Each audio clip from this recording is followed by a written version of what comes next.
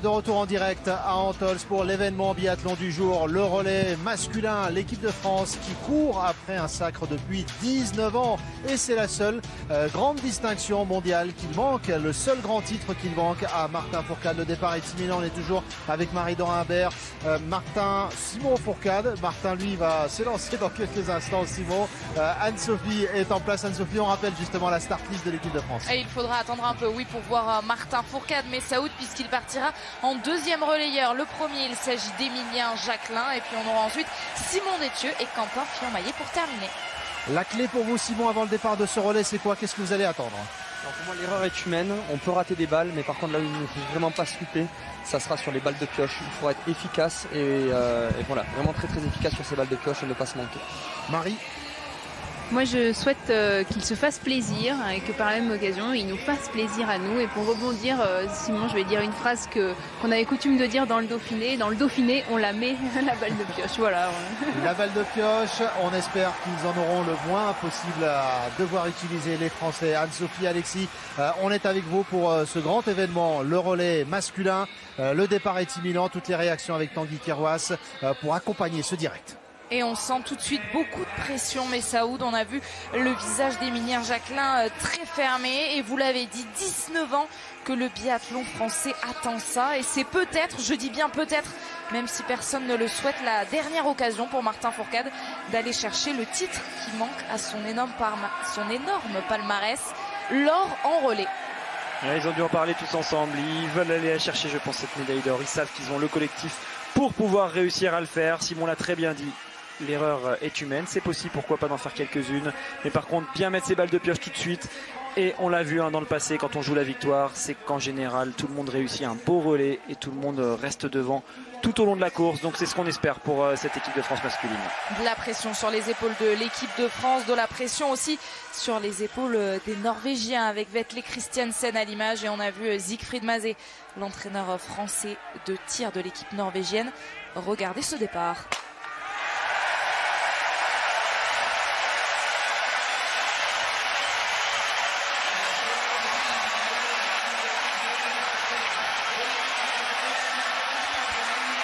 Devant une foule en délire, il y a des drapeaux partout, ça crie, ça soutient, ça applaudit, ça encourage les biathlètes présents sur cette start list avec au total 27 nations représentées. Et un avantage, Alexis, pour cette équipe de France, c'est qu'avec le dossard 2, Emilien Jacquelin est idéalement placé pour ce départ. Oui, il est bien placé sur la première ligne, mais comme les trois équipes qui sont favorites de cette course, c'est-à-dire l'Allemagne et la Norvège, face à cette équipe de France, et d'entrée dès le premier relais, on va assister à une course de très haut niveau, je pense, avec des athlètes, Christiansen, Eric Lesser, Emilien Jacquelin, qui sont là pour en découdre tout de suite. Et on le comprend bien, il n'y en a pas un qui est plus fort que l'autre. Alors oui, Emilien a été champion du monde sur la poursuite, ok, ça c'est une chose. Par contre, Christiansen, on le sait, il a des capacités particulièrement intéressante pour ses relais, ses formats qui sont assez courts, il est grand, il est dynamique, il est capable de bien tirer, donc voilà, il va falloir jouer avec lui et essayer de rester avec lui. Et Eric Lesser, on en parle à chaque fois, c'est un excellent premier relayeur, donc l'objectif d'Emilien est simple, rester avec ces deux noms que je viens de citer. Alors justement, je rebondis sur ce que vous dites, Alexis. Eric Lesser en habitué de cette place de deuxième relayeur, Emilien Jacquelin aussi, on en parlait dans l'avant-course, déjà 2 relais que l'équipe de France choisit, cette même composition et ce même ordre. En revanche, Christiansen, on le voit parfois deuxième relayeur. Oui, on le voit parfois deuxième relayeur. Alors là, je reviens tout de suite sur ce qui se passe sur la piste. Il faut qu'Emilien fasse attention parce que oui, il est avec les Allemands et les Norvégiens, mais il va falloir jouer avec les plus petites nations, entre guillemets, les athlètes qui ont envie de se faire plaisir. C'est le cas de Lucas Hofer. Lucas Hofer, si on prend vraiment les 4 athlètes de cette équipe d'Italie, normalement, il n'est pas censé jouer le podium. Par contre, lui, il a envie de s'amuser. Il est à domicile, il est chez lui, il a envie de faire plaisir à son public. Donc, il va essayer de dynamiter la course. Et c'est là où il faut être fort quand on est athlète pour une grosse nation, qu'on joue vraiment la victoire. Il faut bien sûr essayer de limiter les écarts avec ce genre d'athlètes, mais en même temps il ne faut pas rentrer dans leur jeu. Il n'a pas besoin de s'inquiéter face à Hofer, il faut rester dans sa course, garder la place qui est importante. On a vu qu'il y avait également le Biélorusse qui essayait de se mettre un peu devant pour gêner le Français. Donc c'est là où Emilien doit à un moment poser ses coudes, se dire bon les gars, ok, vous êtes bien gentils, vous avez envie de vous amuser, mais moi je vais jouer la victoire finale, donc voilà, c'est ma place et j'ai pas envie de la laisser. Et conséquence, c'est bien Hofer à ce voilà, premier voilà ce qu'on intermédiaire. voit, le Biélorusse qui tombe justement, c'est ce genre de choses qu'on veut éviter. Un athlète qui est tout fou, qui veut s'amuser et qui peut vous faire chuter. Donc voilà, c'est lui qui est tombé finalement, mais c'est à ça qu'il faut faire attention. Lucas Hofer qui a décidé donc de se placer en tête. Dominique Vindisch fait également partie de ce relais italien. Choix des Italiens, 1er et 4e. Et je ne sais pas si le Suédois a pas cassé un bâton. Dans la chute, on le voit avec sa combinaison jaune.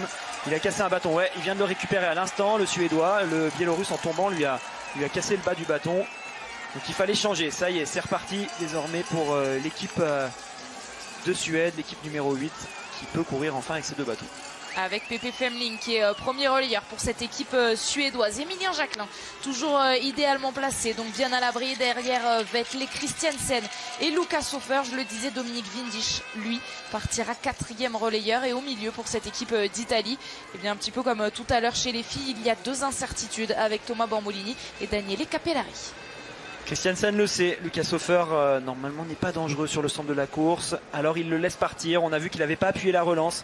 Ça sert à rien pour Emilien, pour Christiansen et pour Eric Lesser de monter dans les tours, de s'épuiser et d'arriver avec un rythme cardiaque trop élevé sur le premier tir. L'important pour Christiansen à ce moment-là de la course, c'est que la France soit pour l'instant derrière lui.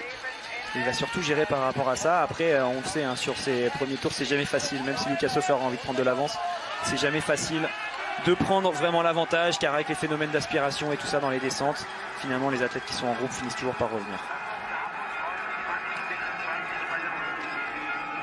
La maîtrise de la part de Vetle Christiansen, celle aussi de la part d'Emilien Jacquelin. Pas d'affolement par rapport à cette course de Lucas Hofer avec ce premier tir qui s'avance pour les biathlètes. On va avoir une petite montée assez sèche, on la connaît maintenant, on la connaît bien, cette arrivée en direction du stade. On remonte une première fois, après il y a une relance assez longue avant d'amorcer vraiment la descente raide qui vous ramène en direction du pas de tir. C'est là que Lucas Hofer va peut-être vouloir faire le show, et c'est à ce moment-là qu'Emilien ne doit pas rentrer dans son jeu et garder de l'énergie pour être vraiment lucide pendant qu'il sera en train de tirer sur son coucher. Artem Prima pour l'équipe d'Ukraine, sans doute bien inspirée par la médaille de bronze tout à l'heure avec les Ukrainiennes qui sont montées sur ce podium derrière les Allemandes, derrière les Norvégiennes. Eh bien, ce sont les mêmes équipes que l'on attend aujourd'hui. Peut-être en outsider de luxe, ce relais champion olympique avec les Suédois qui alignent Sebastian Samuelsson notamment pour terminer. Mais on l'a vu il y a 2 jours, le Suédois a totalement craqué sur le relais mixte simple. C'est vraiment ça, c'est des outsiders de luxe. Alors il faut pas rêver quand ils sont allés chercher leur victoire en relais ou quand ils sont allés chercher cette médaille d'or. C'était des conditions particulières, beaucoup de vent. Là normalement on est sur quelque chose de plus stable, mais attention, on se rend compte que ça tire quand même pas très bien.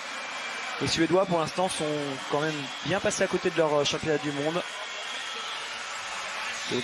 Normalement on y croit moins, mais malgré tout il va falloir les surveiller comme les Ukrainiens et les Autrichiens. C'est ces 3 équipes qui peuvent être dangereuses si l'une des grosses nations se rate. Et comme Lisa Vito dit tout à l'heure, Lucas Hofer va pouvoir s'installer plus rapidement par rapport à son numéro de dossard. La première balle sera sans doute à mettre à son compte. Petite information sur les Russes, on voit que Garanitchev, qui lui aussi a subi la perquisition de ce matin, arrive seulement sur le tapis.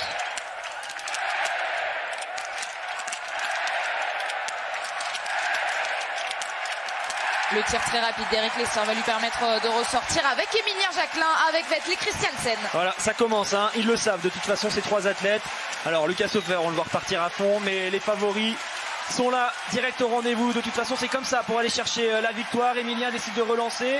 Lucas Hofer va essayer de rentrer. Ah c'est bien, Emilien qui dynamite un peu tout. Les Russes, les Suédois qui passent à côté.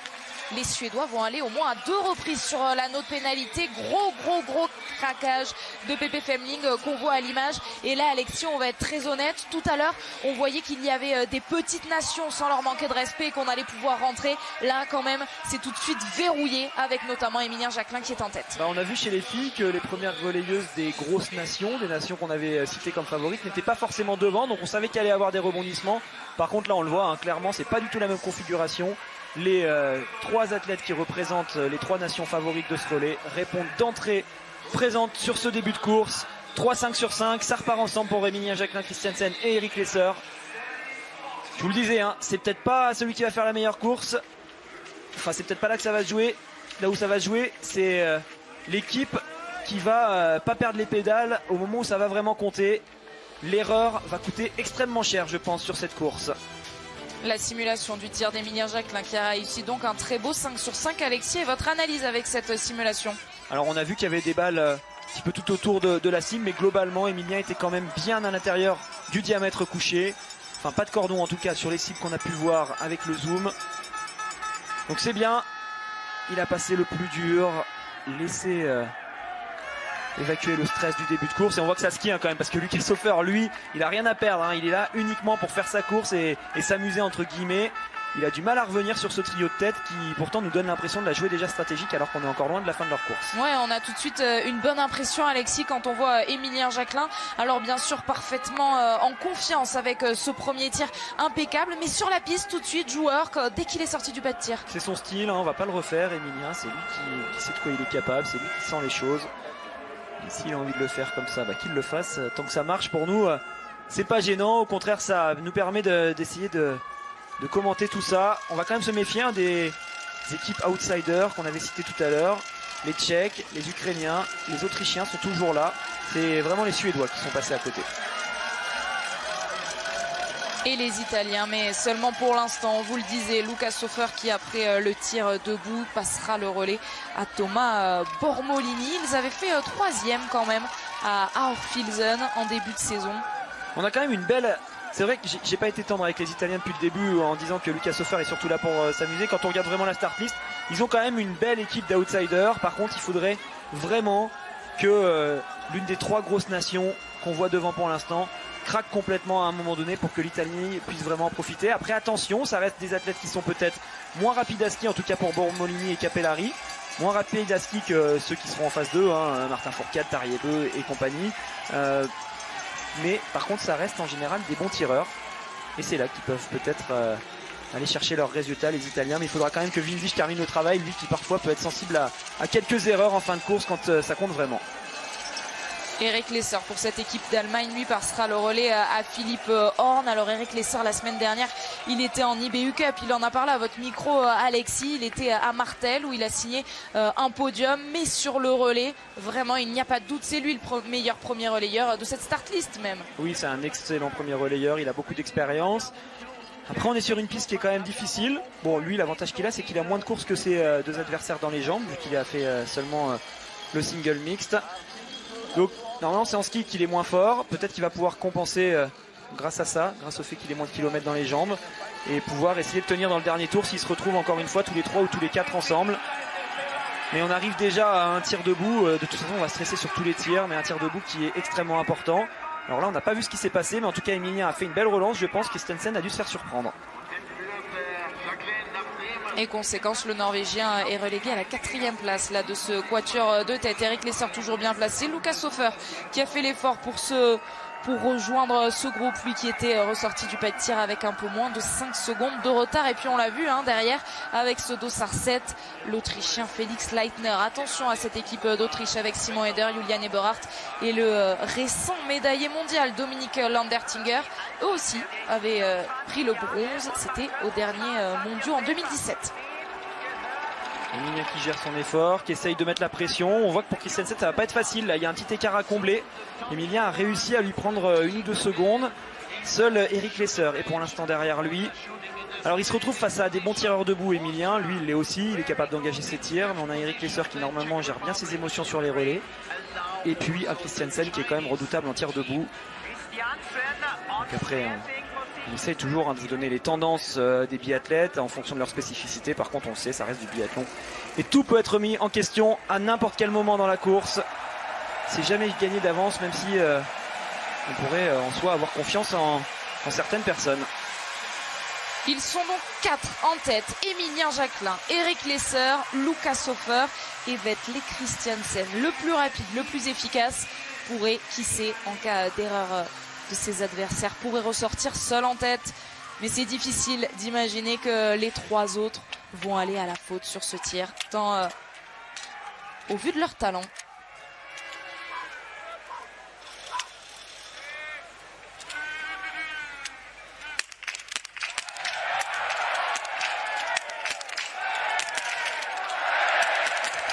Il a failli nous faire une Dorothée Avireur, Émilien Jacquelin. Malheureusement, il y en a une qui est dehors. Attention à l'Allemand qui gère pour l'instant très bien. C'est lui qui va ressortir en tête. Finalement, Eric Lesser tout en gestion, mais Emilien est là et je pense qu'il peut faire la différence dans le dernier tour. Accompagné tout de suite d'Emilien Jacquelin, puisque Lucas Hofer et Vetle Christiansen sont encore sur ce pas de tir. Il leur reste une cible chacun. Lucas Hofer repart à la faute, il repart à la faute aussi le Norvégien. Et Eric Lesser qui a fait du bruit, hein. Il a fait des gestes en direction de la tribune pour que ça mette l'ambiance, pour mettre la pression à Christiansen qui est toujours sur le pas de tir. Un tour de pénalité. C'est peut-être là qu'il fallait pas se rater pour la Norvège. Alors on le sait, après le premier relais, c'est jamais gagné d'avance, mais là, la Norvège a mis un genou à terre. 150 mètres supplémentaires donc à parcourir pour cette équipe de Norvège avec l'erreur de Vetle Christiansen. Vous nous aviez prévenu, Alexis, ça dépendra aussi et peut-être surtout des erreurs des adversaires. Ouais, pour moi, la course, elle se joue surtout là. C'est en fonction des erreurs des autres, pas forcément par rapport à la course qu'on est en train de réaliser. Et là, Christiansen, il s'est bien loupé sur ce tir. Alors, il va ressortir avec 39 secondes de retard. Il est capable de skier assez fort, de limiter l'écart. C'est loin d'être terminé pour la victoire pour les Norvégiens. Ils sont allés sur l'anneau de pénalité en premier. Mais on n'est pas à l'abri que les autres puissent y aller aussi. Donc, on ne va pas s'enflammer. En tout cas, pour l'instant, 1-0 pour l'équipe de France et l'équipe d'Allemagne face à la Norvège. Mais bon, il nous reste encore 3-7. Pour avoir vraiment la fin de ce match. Alors qu'on revoit le tir d'Eric Lesser, Alexis, on en parlait, la spécialité de ce poste de premier relayeur. Quand même, un mot sur ce tir d'Emilien Jacquelin, ultra engagé, même s'il y en avait une dehors. Ultra engagé, oui, il a voulu tirer la première balle en premier, il a réussi. C'était un tir correct qui lui permet justement d'aller chercher une pioche sans trop perdre de temps. Par contre, Eric Lesser, voilà, avec son expérience, il tient bien. Pour l'instant, il fait vraiment des super courses. Eric Lesser, lui qu'on pensait ne plus revoir dans cette équipe d'Allemagne, qui était retourné en IBU Cup, qui ne faisait plus partie de cette équipe. Finalement, le staff a choisi de le remettre au bon moment. Et c'est lui pour l'instant qui lance bien son équipe. On va voir si Emilien est capable de faire la différence. Normalement, Emilien est censé être un petit peu plus fort qu'Eric en ce moment à ski. Par contre, je le rappelle, Emilien a fait toutes les courses quasiment depuis le début de ses mondiaux, alors qu'Eric Lesser n'a fait que le single mixte qui était assez court. Donc même s'il est moins fort, avec sa fraîcheur, il pourrait peut-être tenir face à Emilien. L'intermédiaire à gauche de votre écran, le 6.1. Et si vous nous rejoignez seulement maintenant, eh bien sachez que cette image, c'est la tête de la course. Eric Lesser 1, Emilien Jacquelin 2. Emilien Jacquelin impérial derrière la carabine, une seule balle de pioche. Et l'Allemagne et la France sont désormais en tête. Alors on va surveiller le dernier tour de Vetle Christiansen, ressorti 12e dans un gros groupe à 40 secondes. Et l'intermédiaire justement va tout de suite pouvoir nous donner des indications. Alors que derrière, pour l'instant, c'est Artem Prima et Lucas Hofer qui peuvent continuer à croire à ce podium. Il doit avoir le couteau entre les dents, je pense, Christiansen. Donc ça m'étonnerait qu'il s'intéresse au groupe qui est autour de lui. Lui, l'objectif, c'est clairement d'aller chercher le titre pour cette équipe de Norvège, de battre l'équipe de France, de battre l'équipe d'Allemagne. Et donc il va essayer de skier fort. Il devrait arriver maintenant. Voilà, il est là. Il est toujours à 40 secondes. Il reprend rien. Christiansen. Il n'est pas forcément au mieux en ce moment à ski. Et puis devant, surtout, ça skie très vite. Deux excellents finishers. Allez, finalement, ça n'a pas l'air possible pour Emilien de reprendre du temps sur l'Allemand. Donc on va déjà essayer tout simplement de rester dans les skis d'Eric Lesser. Ce sera très bien. Attention, Emilien Jacquelin à ne pas trébucher. On l'a vu au bout de cette montée. Derrière aussi, ça skie fort. L'Ukrainien et l'Italien qui sont en train de faire l'effort. Il y a Emilien qui a eu du mal à planter son bâton. Il l'a planté légèrement sur le bord de la piste, là où il y a plus de poudreuse. Du coup, il s'est enfoncé. C'est pour ça que ça l'a déstabilisé. Je pense pas qu'il y ait de problème. Et ouais, Christiansen, finalement, contrairement à ce que je disais, ça lui fait du bien d'être dans un groupe, car s'il avait été tout seul, je pense qu'il aurait perdu du temps. En tout cas, on voit les deux hommes de tête. Emilien est toujours bien là dans les skis de l'Allemand. Et Eric Lesser, je ne cesserai de le dire, mais pour moi, c'est le meilleur des premiers relayeurs de toute cette génération. Pas de doute, Alexis, sur la position d'Eric Lesser aujourd'hui. En revanche, quand on regarde cette composition de l'équipe d'Allemagne, Philipp Horn très rapide. On va sans doute avoir l'occasion de le voir en deuxième relayeur. On peut peut-être s'émouvoir de l'absence de Johannes Kuhn. Après, Johannes Kuhn n'a pas montré des choses suffisamment solides pour avoir la confiance de ses entraîneurs. On le sait, sur les relais, il ne faut pas forcément mettre les athlètes qui sont le plus forts sur le moment. Il faut surtout mettre des athlètes qui sont en confiance, qui se sentent bien sur le pas de tir, qui se sentent bien derrière la carabine. Et on a estimé que Kuhn ne faisait pas l'affaire et que Lesser, grâce à son expérience, pourrait apporter un petit plus à cette équipe. En tout cas, c'est ce qu'il aura réussi à faire sur son premier relais. Il va falloir maintenant que les trois relayeurs qu'il va y avoir ensuite s'inspirent de lui. Et après Philipp Horn, il y aura Arne Pfeiffer et Benedikt Doll pour une très grosse armada allemande. Le voici justement, l'Allemand Philippe Horn aux côtés, vous l'aurez reconnu, de Martin Fourcade, deuxième relayeur pour cette équipe de France. Ils vont donc être côte à côte juste après le passage de ce relais. Ils ont skié extrêmement vite, hein, les deux premiers de cette course. On voit que derrière, même si Lucas Hofer et l'Ukrainien font un bel effort, ils n'arrivent pas à reprendre de temps. Est-ce que Christiansen est toujours à 40 secondes ou peut-être quelques secondes de plus? On va voir ça dans quelques instants. En tout cas, ça arrive sur ce stade pour l'Allemagne et la France. Allez, Martin Fourcade face à Horn. Horn, il va quand même se retrouver dans une situation qu'il a quasiment jamais connue dans sa carrière. Eh bien oui, Alexis, puisqu'il dispute ses tout premiers mondiaux, Philippe Horn.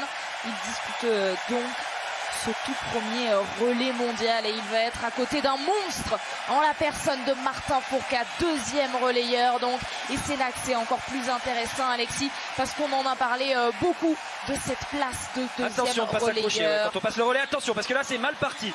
Il y a Emilien qui s'est accroché. En fait, l'Allemand, je sais pas pourquoi il s'est pas mis beaucoup plus à droite. Il est resté sur le côté. Il a enfermé un peu Martin. Du coup, on s'est retrouvé coincé. Martin, il allait accrocher son ski dans la barrière qu'il y avait sur le côté. Mais normalement, c'est tout bon. On n'a pas eu l'image jusqu'au bout. Et on va peut-être la revoir au ralenti, cette image, alors qu'on voit l'Italie et l'Ukraine qui s'élancent à leur tour avec 18 et 19 secondes de retard. La Norvège est là. Je le vois, Christiansen. C'est le deuxième biathlète que vous voyez à l'image. Il va donner le relais tout de suite à Johannes Dahle avec ce dossard numéro 1 et il y a donc 38 secondes de retard pour la Norvège face à l'équipe de France et l'équipe d'Allemagne qui sont toutes les deux en tête. On marque une pause, on se retrouve juste après pour suivre l'intégralité de cette course. Les championnats du monde de biathlon avec MGEN, Mutuelle Santé Prévoyance. Eh oh! Il vous manquerait pas quelque chose? Les championnats du monde de biathlon avec ecosport.fr.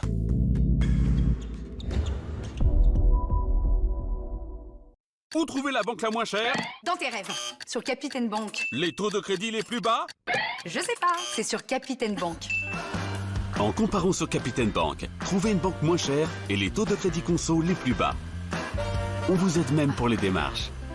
Capitaine Bank, le comparateur banque, crédit, épargne. Quand je ne pilote pas, j'aime prendre mon temps.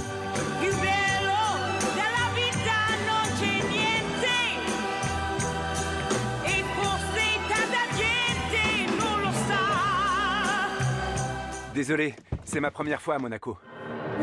Nouvelle Alfa Romeo Stelvio, le plaisir de conduite augmentée. Découvrez Stelvio Super à partir de 379 € par mois.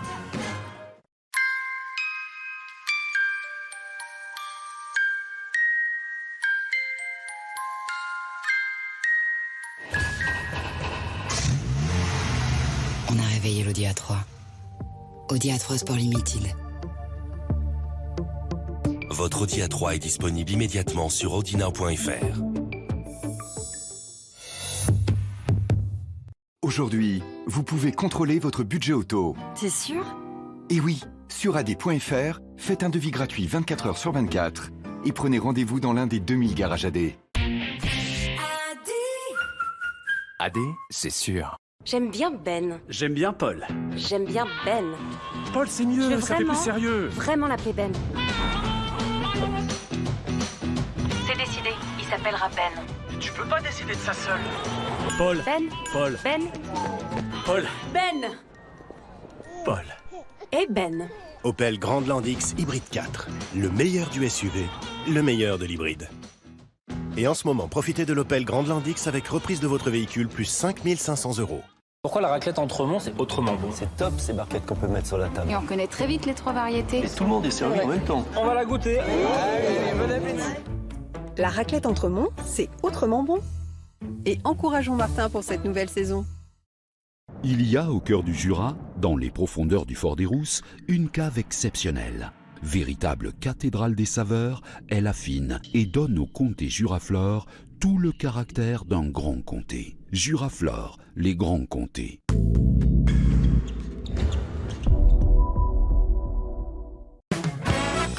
Du lundi au vendredi, retrouvez l'équipe du soir. Olivier Ménard et ses chroniqueurs analysent et débattent des sujets chauds de la planète sport. L'équipe du soir, du lundi au vendredi, sur la chaîne L'Équipe. Les championnats du monde de biathlon avec MGEN, Mutuelle Santé Prévoyance. Toute l'émotion du biathlon avec les montagnes du Jura, rendez-vous à l'Essentiel.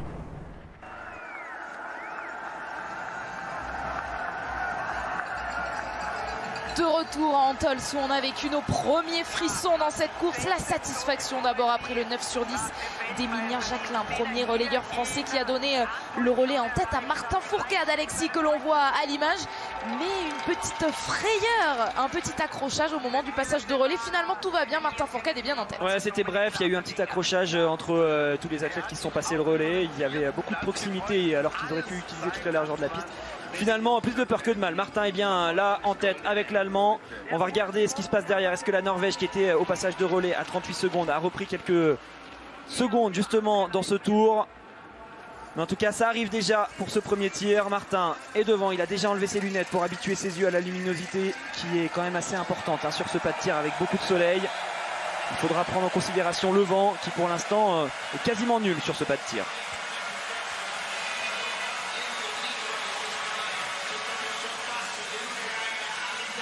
On vous en a parlé dans l'avant-course. Martin Fourcade jouit de statistiques de tir absolument impressionnantes depuis le début de l'année, mais aussi depuis le début de la saison tout simplement. Il est le biathlète qui tire le mieux. À lui de nous le prouver une nouvelle fois.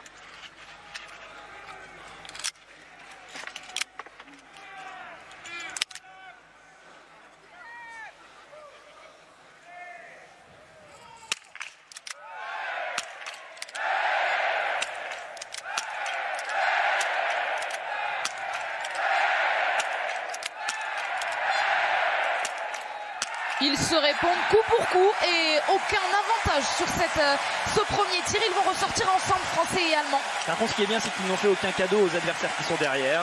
C'est donc le cas des Norvégiens. Si les Norvégiens ne commettent qu'une seule erreur, eh ben, ils perdront du temps par rapport aux deux premières équipes. Johannes Dahlé va donc devoir s'appliquer au moment où le vent est en train de se relever.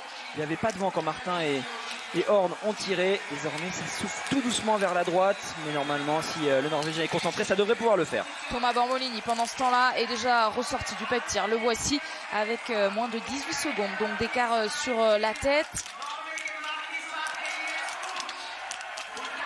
Et Johannes Dahlé maîtrise donc les éléments et ressort lui aussi avec un plat. Il a été fort, il a été prudent. Il n'a pas essayé de rattraper du temps en tirant. Il y a des athlètes derrière lui qui s'étaient installés après, qui ont tiré plus vite. Malgré tout, il est resté dans son schéma. C'est ça qui est important pour l'instant. Il n'est peut-être pas en mesure de revenir, mais au moins ne pas laisser l'écart se creuser. Et oui, les Italiens pour l'instant qui répondent très très bien. Ils la tiennent actuellement cette troisième place. Avec également les Autrichiens de Simon Eder, les Tchèques d'Andrej Moravec qu'on va suivre tout au long de cette course, mais qui sont donc derrière Martin Fourcade, ressorti le premier, juste à côté de Philippe Horn, après ce tir que l'on revoit. Une tendance basse droite, j'ai l'impression, pour les balles de Martin. Celle-là était par contre complètement à gauche. Celle-ci est encore une fois basse droite. Et c'est la même chose pour la dernière. Ça aurait mérité 2 à gauche, 3 en haut pour être bien au centre pour Martin. Mais le principal, c'est que ça bascule. Et qu'il y ait ce 5 sur 5 qui lui permet de rester en tête avec l'Allemand. L'Allemand, on le rappelle, Alexis, certes, qui dispute ses tout premiers mondiaux, mais qui s'est montré extrêmement rapide, notamment sur le sprint, où il a terminé 8e la semaine dernière, où il avait signé le 4e temps de ski. Il ne faut donc pas s'étonner de ne pas voir Martin Fourcade faire la différence sur la piste. Non, il n'y aura pas d'écart pour l'instant à ski entre les deux. Martin le sait, Horn est extrêmement en forme. Il nous avait impressionné sur le sprint. J'ai eu l'occasion justement d'en parler avec Martin quand on allait se balader sur le lac lundi pendant sa journée de repos. Et oui, on avait vraiment remarqué que Horn skiait vite. Donc c'est pas là que Martin va pouvoir faire la différence. Par contre, sur le pas de tir, pourquoi pas en profiter. Horn peut peut-être passer par une ou deux pioches, alors que Martin, on sait, est capable de faire des beaux 5 sur 5 sur ses tirs debout. Mais l'important, c'est vraiment d'aller faire une course pleine. C'est pour ça qu'on a mis Martin dans cette position. Si l'Allemand reste avec lui, eh ben, tant mieux pour l'Allemagne. Mais c'est pas maintenant qu'il va falloir la jouer stratégique. Là, on essaye de faire sa course pour accroître les écarts avec ceux qui sont derrière. Et les voici, ceux qui sont derrière. En premier lieu, Thomas Bormolini, l'Italien, donc à domicile. Après Luca Sofer en premier relayeur. Dominique Vindisch en 4e relayeur. Ils ont perdu 3 secondes depuis la sortie du stade, les Italiens. On va voir ce que ça donne pour les équipes qui arrivent derrière. Il y avait 29 secondes de retard. Il y en a désormais 32 pour les Ukrainiens. C'est le tarif pour l'instant. 3 secondes de perdu par contre lui, je pense qu'il a repris du temps. Johannes Dahle, il était ressorti, le Norvégien à 41 secondes. Et ben non, c'est toujours la même chose, dans quasiment la même seconde en compagnie de Simon Eder.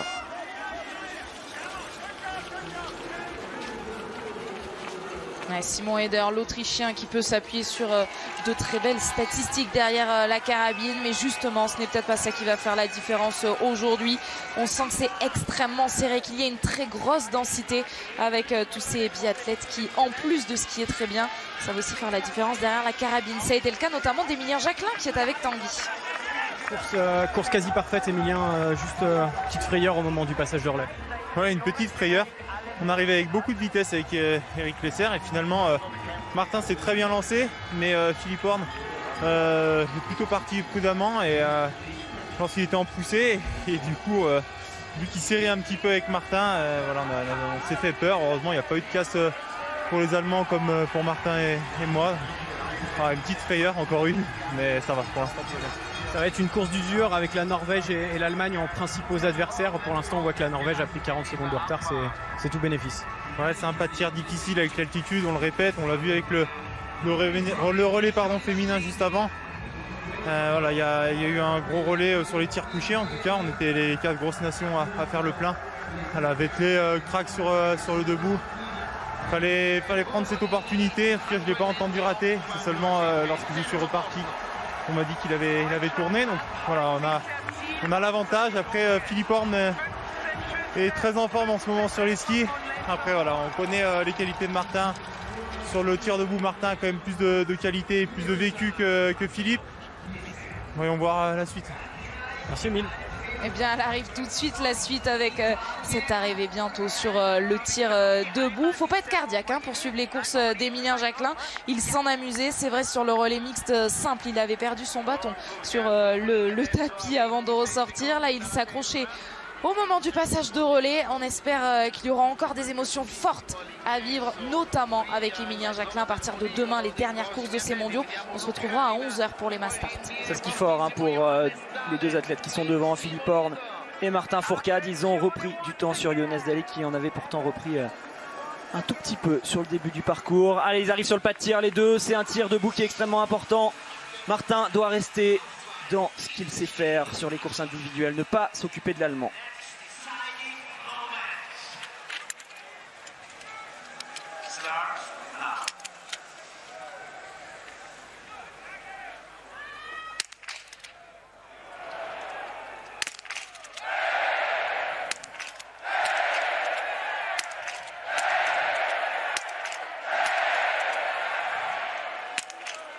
Bravo. Emilien Jacquelin l'avait prédit, Martin Fourcade a davantage d'expérience, mais Philippe Horn, grâce à un tir rapide, malgré une erreur, va pouvoir ressortir. Il a été extrêmement malin, Philippe Horn, sur ce tir. Il a voulu mettre la pression à Martin. On sait que Martin est capable de tirer sa première balle extrêmement vite. Et j'ai remarqué dans son installation que Philippe Horn n'était pas là pour regarder Martin, mais bien pour lui mettre la pression. Il a essayé de s'installer extrêmement vite pour tirer avant lui. Finalement, il loupe cette balle. Martin se dit c'est bon, j'ai le temps, je vais assurer mon 5 sur 5. Tout en sachant très bien que Philippe Horn, s'il mettait sa balle de pioche, il resterait au contact malgré tout. C'est ce qui se passe. Allez, ils vont peut-être s'entendre tous les deux pour essayer de creuser les écarts pour l'instant sur ceux qui sont justement sur le pas de tir et en profiter pour dans un premier temps essayer de plus ou moins assurer le podium. On jouera la victoire ensuite. Quelle course de l'Italie qui continue, elle, à rêver de ce podium. Il y a une erreur pour l'Autriche, une pour la Norvège, 3 pour l'équipe d'Ukraine. Et Thomas Bormolini qui peut donc repartir tranquillement. Ça y est, c'est terminé pour Simon Eder qui ressort. Et pour Johannes Dahle, décidément, il y a encore une erreur. Ouais, encore quelques secondes qui vont s'accumuler. Ça perd du temps pour la Norvège. Alors il y a les frères Beu derrière, il faut quand même faire attention. C'est encore loin d'être fini. Mais par contre là, s'il va sur la note pénalité une deuxième fois, ça va commencer à devenir compliqué.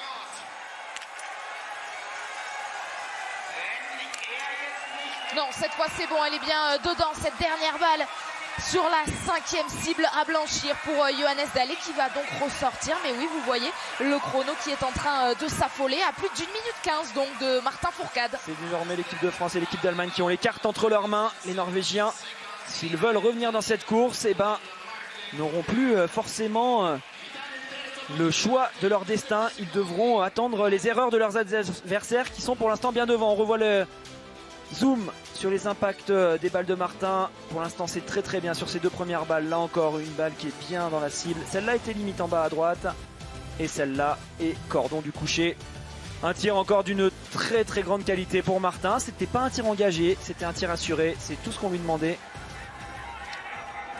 Et là, on va skier dans ce dernier tour. Allez, le but pour eux, hein, c'est pas de jouer forcément la victoire maintenant. C'est d'essayer de prendre l'avantage sur ceux qui sont derrière. Ça se jouera peut-être en fin de course. Hein, on ne sait pas, entre Bénédicte Doll et Quentin Fillon-Maillet. Et les statistiques de Martin Fourcade derrière la carabine qui vont encore gonfler. Lui qui est réellement maître en la matière depuis le début de la saison. Derrière, l'Italie peut toujours croire à cette médaille. C'est ensuite Daniele Capellari qui va jouer son tout premier relais sur des championnats du monde, qui s'élancera pour cette équipe d'Italie. Mais je vous le disais tout à l'heure, hein, Östersund, cette même équipe dans le même ordre, avait signé un podium justement derrière la Norvège et derrière la France. Je pense que pour l'instant, Philippe Horn, il voit que du bleu. Là, il a les mollets de Martin devant lui et il doit se dire, je tiens ça juste devant moi le plus longtemps possible. Effectivement, les Italiens qui peuvent commencer à y croire, hein, ce podium, avec les Norvégiens qui accumulent erreur sur erreur, bah, ça leur donne un peu d'air. On pensait que Dalle serait capable de revenir au contact justement de cette équipe d'Italie. Ça n'a pas été le cas. Il a dû passer par ces trois pioches, reperdre du temps. Allez, il va peut-être y avoir une explication entre Philippe Horn et Martin Fourcade. Peut-être que l'Allemand va essayer de lui mettre une accélération dans la montée. Et pour l'instant, c'est les temps de passage de l'Italien qu'on retrouve. Il était à 37 secondes. Ouais, voilà, il est là. C'est bien ce qui me semblait. Il s'était décalé, l'Allemand, pour essayer d'accélérer. Mais Martin est malin. Il va pas perdre de temps. Pour l'instant, ça se voit qu'il est facile pour rester au contact de l'Allemand. Ouais, le Français résiste. Philippe Horn, qui dispute ses tout premiers mondiaux, n'aura pas Martin Fourcade comme ça. Et ils sont toujours au coude à coude. Donc Français et Allemands derrière. Simon Eder pour l'Autriche, Matvei Eliseev, attention, on ne va pas enterrer les Russes, et Johannes Dalle, donc qui vient de passer à l'intermédiaire à 1,05. Il est impressionnant là sur ce début de dernier tour. Johannes Dalle était ressorti pourtant à 1,17, il est déjà à 1,05, ça veut dire qu'il a repris quand même pas mal de temps. Alors au début, j'ai l'impression que ça n'a pas beaucoup skié pour Philippe Horn et Martin Fourcade, mais là clairement on est à fond et c'est là qu'on regardera, c'est sur le dernier intermédiaire qu'on regardera vraiment ce que ça donne pour Johannes Dalle. Parce qu'ils ont mis la démultipliée devant tous les deux. Philippe Horn emmène Martin. Et tant mieux, ça va éviter que justement ceux qui sont derrière, comme la Norvège, puissent reprendre du temps.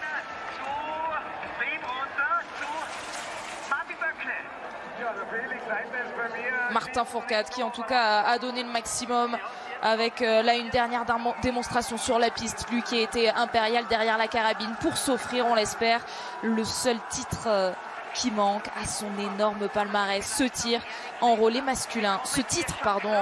On le voyait bien sur le plan précédent, l'écart qu'il y avait entre les hommes de tête et celui qui était actuellement troisième, l'Italien, qui était tout en haut du champ au moment où les deux autres abordaient justement le dernier virage vers la droite de ce champ. L'Italie troisième, vous avez derrière l'Autriche, juste devant les Bulgares, et les Norvégiens sont là, juste devant les Slovènes et les Russes.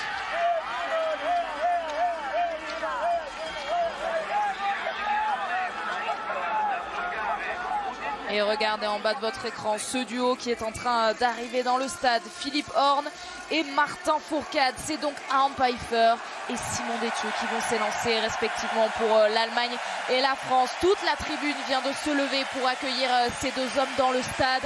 Ça va faire beaucoup de bruit au passage de relais. Espérons qu'il soit beaucoup plus clair et net que lors du précédent entre Émilien Jacquelin et Martin Fourcade. On est donc désormais à la moitié de cette course. Et la France est toujours en tête, mais elle va devoir se défaire de l'Allemagne. Et ce coup-là, ils se sont bien écartés pour qu'on puisse passer le relais tranquillement. Attention, Philippe Horn n'a pas croisé la route de Simon. Il aurait pu partir de l'autre côté. L'Allemand, décidément, on va se faire peur à chaque fois. Mais oui, statu quo là en tout cas sur le relais précédent entre l'Allemagne et la France. Par contre, ils ont réussi à prendre de l'avance sur tout le monde. Ça, c'est tout bon, au moins pour jouer le podium. On a deux athlètes qui se connaissent très très bien en ce moment sur la piste. Ils sont chez le même équipementier. Ça crée forcément des liens.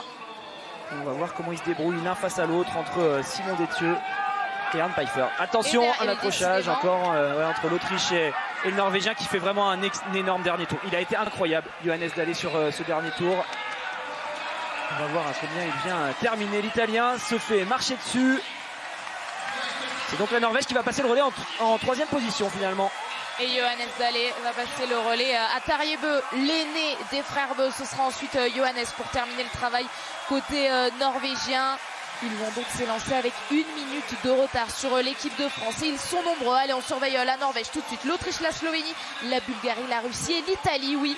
Avec Daniele Capellari qui part juste maintenant.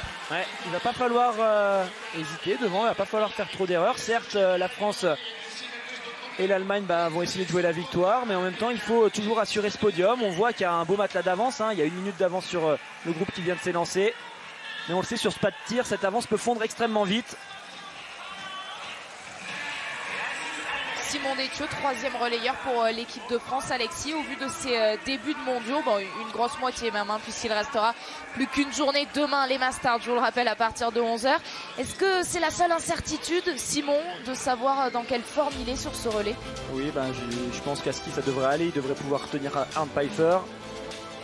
Normalement, ils sont à peu près pareil en ce moment en ski là sur ces mondiaux, tous les deux, donc ils devraient rester ensemble. Par contre, c'est sur le pas de tir qu'on attend de voir ce qui va se passer pour Simon. On sait qu'il est pas au mieux, hein, à chaque fois qu'il vient s'installer. On espère qu'il va tout de suite mettre sa première balle couchée pour trouver du relâchement, assurer d'entrer un bon tir qui lui permettrait de mieux jouer face à l'Allemand. C'est sûr que si ça commence mal et que tout de suite il y a des balles dehors, comme ce qu'il a pu vivre sur certaines courses, ça met des doutes et après on est moins bien pour vraiment se battre. Et vous le voyez, hein, c'est parti fort derrière avec Tarjei qui va essayer de faire le maximum pour relancer la Norvège et croire à nouveau au titre. Il est en train d'emporter dans son porte-bagages Tarjei, l'Autriche donc, la Slovénie avec ce dossard 5, c'est Clement Bauer qui représente les couleurs de la Slovénie. Et puis cette équipe russe avec Nikita Porchnev. Là, on a quand même 3 équipes, hein, les Autrichiens, les Norvégiens et les Russes, qui sont quand même assez solides sur le papier. Garanichev n'est pas très bien parti pour la Russie, mais par contre derrière ça a quand même bien joué. Ça y est, Simon qui prend un relais face à Pfeiffer. On va regarder ce que ça va donner quand ils passeront à l'intermédiaire en bas du champ. Et ça se pourrait bien que Tarjei ait repris quand même quelques secondes sur ce duo de tête. Alors là, ils avaient 1,04 de retard, les Norvégiens. Là, ça va être toujours pareil finalement là dans la forêt. Allez, 1,01, ils ont repris 3 secondes. Nikita Porchnev, donc je vous le disais pour cette équipe russe, Daniele Capellari pour l'équipe italienne, Alexander Loginov sera bien là sur cette course alors qu'il y a eu une descente de police à l'hôtel des Russes ce matin, on vous l'expliquait en avant-course. Alexander Loginov était visé mais il sera bien là donc sur ce relais des championnats du monde. En 4e relayeur, ce sera Quentin Fillon-Maillet pour la France, Johannes Bö pour la Norvège, Bénédicte Doll pour l'Allemagne, mais on n'en est pas encore là évidemment, puisqu'il reste 2 tirs pour ces 3e relayeurs. Ouais, pour revenir sur ce que vous étiez en train de dire par rapport aux Russes, hein, Loginov, il est dans la même chambre que Garanichev, et pour avoir toutes les petites informations, ils se sont fait défoncer la porte à 5h45 ce matin, hein. Les policiers n'ont pas ouvert avec la clé, ils ont vraiment défoncé la porte pour les réveiller et les prendre par surprise, donc c'est sûr que ça a dû les affecter. On a vu que Garanichev faisait pas un relais sensationnel, on verra ce que ça donne pour Loginov tout à l'heure en fin de course.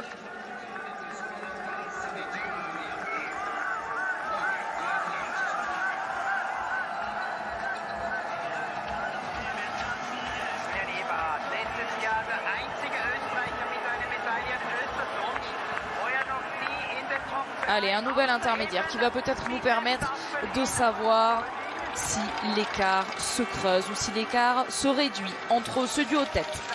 L'Allemagne d'Arnd Pfeiffer, la France de Simon Détieux et la Norvège qui a forcément toujours envie de croire à ce podium, puisque la Norvège est pour l'instant 3e aux intermédiaires mais à 1 minute 04. Ils sont bien organisés en tout cas tous les deux là dans ce premier tour, ils le savent, hein. Le but c'est toujours d'accroître les écarts par rapport à ceux qui sont derrière, et ensuite sur le pas de tir on joue vraiment pour essayer de faire la différence, ou alors on attend le dernier tour pour pourquoi pas accélérer sur les skis. Mais là ils ont chacun fait leur part du travail, chacun a pris le relais. Allez, on arrive sur ce premier coucher, les couchers qu'on sait toujours aussi piégeux, il va falloir qu'ils soient attentifs tous les deux.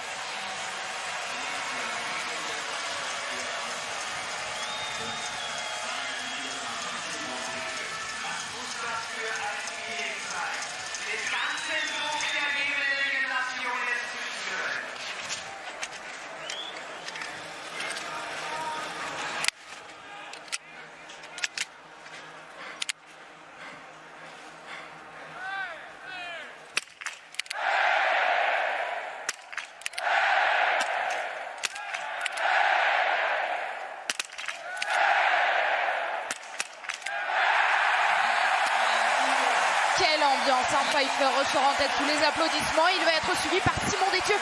C'est bon ça, Alexis, pour Simon et pour sa confiance. Ouais, très assuré. Simon, il le sait, hein, il n'est pas en confiance sur ce pas de tir, donc c'est normal qu'il tire plus doucement que l'Allemand. Il a besoin de se rassurer. Et là, c'est chose faite. Allez, bien s'employer pour tout de suite essayer de rentrer dans les skis de Pfeiffer, pouvoir se mettre à l'abri derrière lui sur le plat, pour profiter des phénomènes d'aspiration dans les petites descentes qu'il y a dans la forêt qu'on voit pas toujours à l'image, mais par contre c'est quand même important d'être tout de suite au contact. Ça arrive derrière pour l'Autriche, la Slovénie et la Norvège.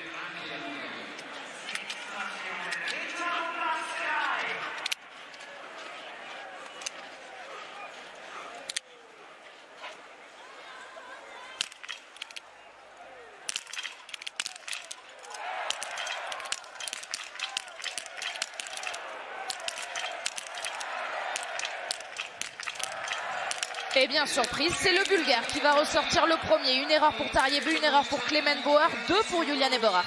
Tariebeu qui est toujours en train de tirer. Décidément, les Norvégiens n'arrivent pas à revenir comme ils le souhaitent. On le dit souvent hein, quand on est à l'arrière de la course, qu'on a envie de revenir.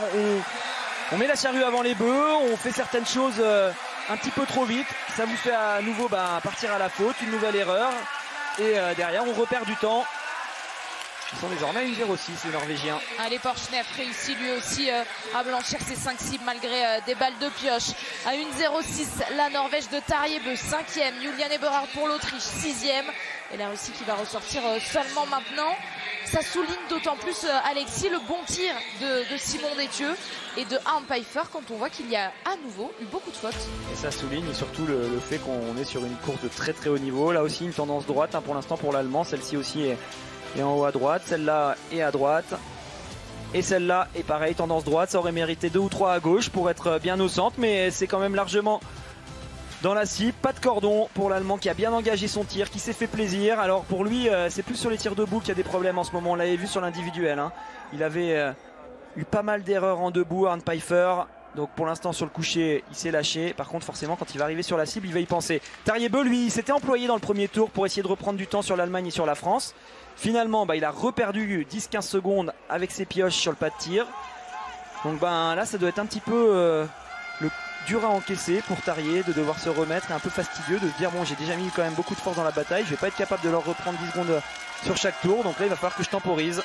Et peut-être qu'à un moment les Norvégiens vont commencer à se décourager en se disant que les Allemands et les Français sont trop loin, qu'une médaille de bronze ça pourrait peut-être suffire. Mais bon on n'en est encore pas là, on le sait ils sont redoutables, il faudra se méfier d'eux jusqu'à la fin de cette course. Et celui qui a créé la surprise sur le pas de tir, même s'il est en train d'être rejoint sur la piste, c'est Anton Sinapov, le Bulgare. Alexis, ce sera ensuite Vladimir Iliev, 4e relayeur pour l'équipe de Bulgarie. Est-ce que cette équipe peut prétendre à une médaille? Si Iliev part 3e, ouais, ça peut prétendre à une médaille, car on le connaît bien, Iliev, il est redoutable. Et c'est pas n'importe qui, donc il serait capable. Mais bon, pour Sinapov, il reste quand même un 2e tir, un tir debout. C'est souvent là qu'on voit les athlètes les plus faibles faiblir. Il y a beaucoup d'émotions à gérer sur ces tirs qui sont quand même à chaque fois assez compliqués, les tirs debout, les tirs en mouvement. Pour l'instant, ça se passe bien sur la piste pour les 2 premiers. Arne Pfeiffer, qui était ressorti en tête, gère son effort. Et Simon est bien derrière lui. Il y avait 1 minute 06 de retard pour la Norvège à la sortie du pas de tir, 1,04. C'est à peu près la même vitesse à ski pour ce groupe. Ce groupe de 3, Slovénie, Norvège et Bulgarie. Et derrière, l'Autriche de Julian Eberhardt. C'est ensuite Dominique Landertinger, récent médaillé, qui partira pour l'équipe autrichienne. Et derrière, ce sera donc, Alexander Loginov, le 4e relayeur. Après Porchneff, en difficulté, l'Italie, qui était un temps sur le podium de cette course. Comme les filles tout à l'heure en début de course, Daniele Capellari. Et pour revenir aux Bulgares, c'est le premier relayeur qui a été extrêmement performant, bien au-dessus de son niveau habituel. Il a réussi à bien placer son équipe. Derrière on avait Anef, on le connaît bien Anef, donc là c'est pas une surprise. Sinapov pour l'instant est lui aussi en train d'élever son niveau. Et ça reste une équipe intéressante hein, là au vu de leur placement à l'heure actuelle dans la course. Alors ils vont devoir bien sûr pour Sinapov, vous voyez hein, le rythme de Tariebeu va être quand même compliqué à suivre. Donc c'est pour ça qu'on ne le voit plus à l'image, le Bulgare. Seul le Slovène pour l'instant peut le tenir, mais c'est normal hein. Le Slovène c'est un excellent skieur qui est actuellement face à Tariebeu avec Clement Bauer dont on vous parle régulièrement. Et puis on le voit hein, les Slovènes en ce moment ils sont bien sur les relais, ils ont quand même le dossard numéro 5. Et ceux qui ont le dossard numéro 1, c'est les Norvégiens. Le 3, l'Allemagne avec Arne Pfeiffer. Attention, attention Simon Détieux, là il y a un petit écart qui a été créé. Ça veut dire qu'Arne Pfeiffer a peut-être décidé de légèrement accélérer. Et Simon, on le voit, n'est pas dans les skis de l'Allemand. Donc ça veut dire qu'il est soit en train de gérer, soit en train de subir le rythme de l'Allemand. Allez, espérons que ce soit la première solution, Alexis, puisqu'il y a un deuxième et dernier tir pour ces troisièmes relayeurs. C'est un tir debout que Simon Détieux doit passer sans encombre pour espérer au mieux ressortir avec l'Allemand et qui sait bien ressortir en tête. Oui, vous parliez des difficultés d'Arne Pfeiffer sur l'individuel. Je vous donne le détail. 2 erreurs sur le premier debout, 4 sur le deuxième debout pour l'Allemand, qui arrive donc face à ses cibles. Mais bon, c'est ça qui est bien en biathlon. Un jour ça va pas, le lendemain il y a tout qui peut aller bien. Donc l'Allemand, on va surtout pas l'annoncer comme faible sur ses tirs debout. C'est un athlète avec énormément d'expérience et il est capable d'aller chercher le 5 sur 5 malgré ses doutes actuels.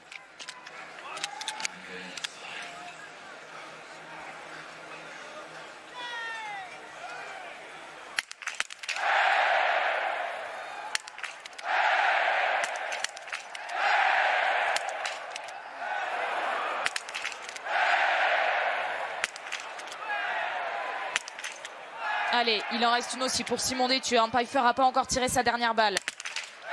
Ouais, c'est bien pour Simon qui s'est bien repris. Ils vont donc pouvoir ressortir ensemble, c'est impeccable. Ouais, Pfeiffer qui a eu du mal à mettre sa balle de pioche, ça a permis à Simon de reprendre du temps. Et finalement, ils ressortent ensemble. Alors, on a vu Simon qui était légèrement décroché avant l'arrivée sur le pas de tir. En tout cas, ce qui est intéressant, c'est qu'ils n'ont pas beaucoup laissé de temps sur le pas de tir, même s'ils ont fait une pioche. La Norvège qui rentre désormais va toujours se retrouver à environ 50 secondes, même si Tarjei-Bø réalise un 5 sur 5. Donc je le disais, Simon qu'on a vu légèrement décroché sur la fin de ce tour face à Pfeiffer.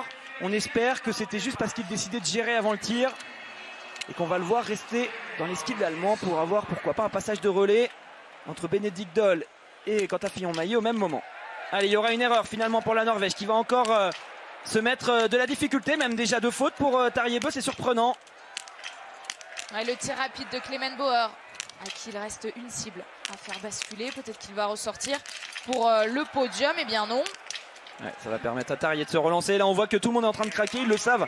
Il y a le podium qui est potentiellement jouable. C'est Tarjei finalement qui s'en sort le mieux. Mais Clement Bauer va rester au contact. Ouais, ils vont ressortir ensemble. Alors que pour l'Autriche, eh bien désormais, il y aura un anneau de pénalité pour Julian Eberhardt qui a loupé 3 cibles. Allez, peut-être un seul anneau, mais ça va être compliqué. La Bulgarie qui va peut-être toujours jouer, toujours vouloir y croire, mais regardez, Tarjei-Bø et Clement Bauer maintenant sont bien partis. L'Autriche, on oublie avec 2 anneaux de pénalité. La Russie va pouvoir ressortir.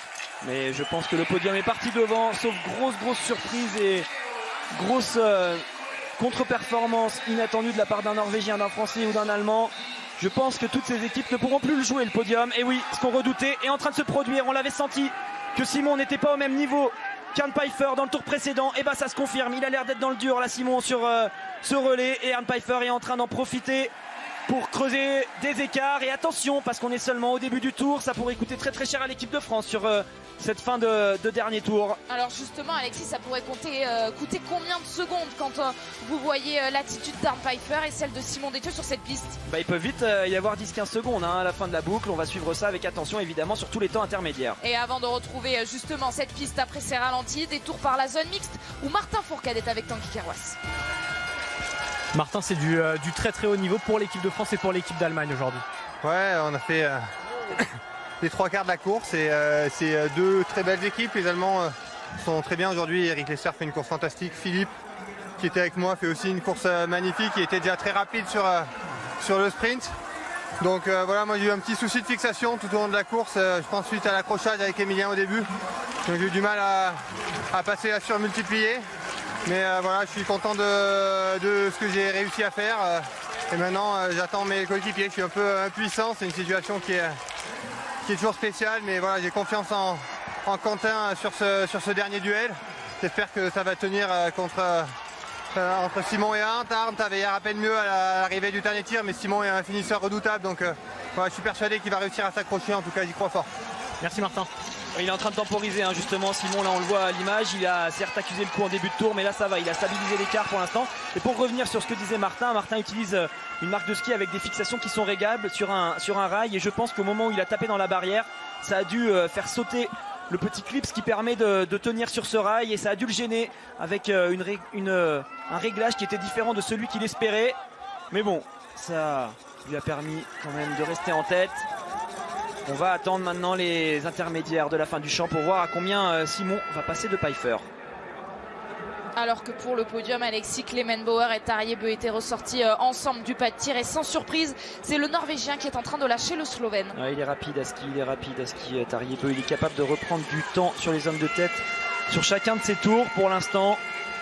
Mais bon, il est obligé de s'employer à chaque fois. Donc forcément, dans le dernier tour, à un moment, ça va se stabiliser. Il va peut-être rester aux alentours de la minute comme il est actuellement à 1,04.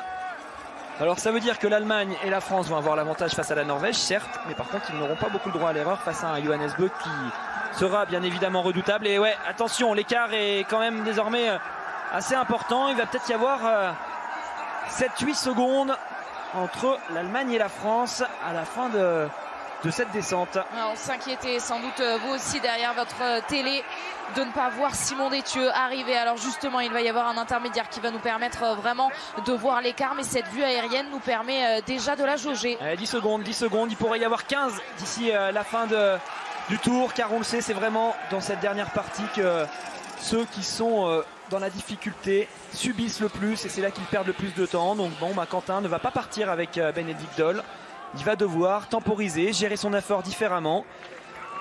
Et c'est l'Allemagne finalement qui va avoir les cartes entre les mains pour aborder ce dernier relais. Et il va être donné dans un boucan pas possible, ce relais, avec toute cette tribune qui est en train d'accueillir Arnd Pfeiffer. L'Allemagne est en tête de ce relais des championnats du monde. Benedikt Doll va prendre le relais. Alors avec 10, avec 15 secondes, on va le voir dans quelques instants sur l'équipe de France. Quentin Fillon-Maillet ne s'est pas encore mis en place. Benedikt Doll est bien là et il va pouvoir s'élancer. Allez, maintenant on va regarder avec inquiétude les minutes qui sont en train de s'égrener. Avec combien de temps Quentin Fillon-Maillet va s'élancer? Eh bien, vous le voyez, moins de 15 secondes, Alexis. Ouais, 12 secondes,6. Allez, Quentin va pas pouvoir rentrer facilement sur l'Allemand, qui est quand même extrêmement rapide. Benedikt Doll, c'est l'un des meilleurs skieurs du circuit. Par contre, on le sait, sur le pas de tir, Benedikt Doll, parfois, il peut avoir des craquages, surtout sur les relais. C'est peut-être là qu'il va falloir que Quentin soit patient, accepter que le premier tour reste comme ça, avec cet écart de 12 secondes. Et pourquoi pas en reprendre déjà 5 sur le premier tir et reprendre les 10 dernières sur le deuxième tir. Allez, ça ce serait l'idéal. Il va quand même falloir les surveiller, ces Norvégiens qui vont encore arriver aux alentours de la minute. Ça veut dire qu'ils seront environ 45 secondes derrière les Français. Et surtout qu'il y a l'homme en forme qui va désormais prendre le relais, le leader en tout cas de cette équipe norvégienne. L'homme en forme, on va peut-être avoir l'occasion d'en parler, de le voir sur cette piste, puisque Siegfried Mazet nous le disait au micro qu'il était forcément meilleur en début de saison. Johannes Bø qui a en plus eu du mal à gérer pour l'instant cette piste ici à Antholz. Il prend le départ et on va bien le noter, ce chrono à 1,07 pour le comparer dès le premier intermédiaire. Ouais, 1,07, ça c'est le temps. L'important c'est surtout que la France reste devant. Si à la fin il termine la course en gagnant et en terminant 1 seconde devant la Norvège, ce sera pas grave. Il faut essayer de les contenir, gérer au mieux l'éventuel retour de Johannes. Alors Johannes, il se retrouve face à un Quentin Fillon-Maillet qui est extrêmement en forme sur les skis, qui est largement à son niveau. Donc c'est pas là normalement qu'il devrait reprendre du temps à la France. Par contre, on le sait, ce pas de tir peut toujours réserver des surprises et on va devoir attendre de voir. Après, petit mot sur Johannes quand même pour terminer. C'est un athlète qui a des capacités physiques qui correspondent bien en ce moment à ce genre d'effort de 7,5 km qu'on fait sur les relais. Lui qui a du mal à gérer sur les formats un peu plus longs, ça pourrait tenir aujourd'hui sur cette distance assez courte. Et c'est ce qu'on va avoir l'occasion de voir quand la réalisation rebasculera sur la piste. Mais d'abord, on voit ce top 5 se mettre en place avec cette image. Alexander Loginov qui prend le départ donc aujourd'hui de cette course. La Russie qui s'élance avec 2 minutes 05 de retard sur l'Allemagne. Regardez le niveau qu'il y a sur cette course des championnats du monde pour l'instant. Seulement 2 pioches pour l'Allemagne, seulement 2 pioches pour l'équipe de France. Alors on va me placer l'intermédiaire, 13 secondes,8. Ouais. Benedikt Doll est parti à fond, c'est normal. Il veut essayer, je pense, de décourager Quentin. On revoit le passage de relais. Est-ce qu'ils se sont bien touchés? Ouais, sans problème. C'était parfait là, ce passage de relais pour Benedikt Doll et Arnd Pfeiffer. Donc Arnd Pfeiffer, lui, il est en train de se reposer. Mais Benedikt Doll, il a dû se dire, allez, je pars à fond. Comme ça, je décourage Quentin et je garde ma petite pioche d'avance. au moins jusqu'au premier tir. Oui, et puis on parlait, Alexis, de certains leviers psychologiques, cette idée du seul titre qui manque à Martin Fourcade, ce titre en relais. Mais pour cette équipe d'Allemagne, quasiment à domicile, il y a aussi beaucoup d'enjeux, puisque les garçons, pour l'instant, n'ont pas ramené la moindre médaille. Et oui, ils ont souffert au niveau individuel. Il y a quand même des Français qui sont performants, des Norvégiens qui bouchent aussi les accès aux éventuels podiums et aux éventuelles médailles individuelles. Par contre, ils ont dû se fédérer autour de ça et se dire, allez les gars, peut-être qu'en individuel on n'a pas réussi, par contre on va leur faire à l'envers sur le relais. Et pour l'instant ils réussissent bien, les Allemands, c'est eux qui sont en tête, c'est eux qui ont la gestion de tout ça. Et peut-être que cet écart de 15 secondes qui a été gagné par Arne Pfeiffer face à Simon Détieux pourra servir et leur permettre d'aller chercher le titre. Mais il va falloir quand même aller assurer ces 2 tirs qui s'approchent désormais. Un couché, un debout pour Bénédicte Doll, un couché, un debout pour Quentin Fillon-Maillet. Alors que les pauvres dossards, le 17 de l'Estonie et le 27 du Japon, vont se faire laper par Bénédicte Doll, par Quentin Fillon-Maillet. Et en 3e position, la Norvège. Alors ce podium qui semble se dessiner, même si oui, il manque 2 tirs, vous l'avez dit Alexis. Allemagne, France, Norvège. Dans quel ordre? C'est ça désormais qu'on va tenter de définir et que le pas de tir va tenter de définir. Il y a des athlètes qui se font la paix, qui sont à la corde. Bénédicte Doll a voulu prendre la meilleure trajectoire, c'est normal. Et on a vu le japonais, il me semble, qui a failli le coincer, mais il va devoir s'arrêter avec sa combinaison noire et rose. Car on ne laisse que ceux qui sont vraiment en train de jouer devant, et ceux qui se font prendre un tour par d'autres équipes doivent malheureusement pour eux s'arrêter. Il est à 16 secondes désormais Quentin, et ça se confirme, hein. Bénédicte Doll est parti pour l'instant plus vite.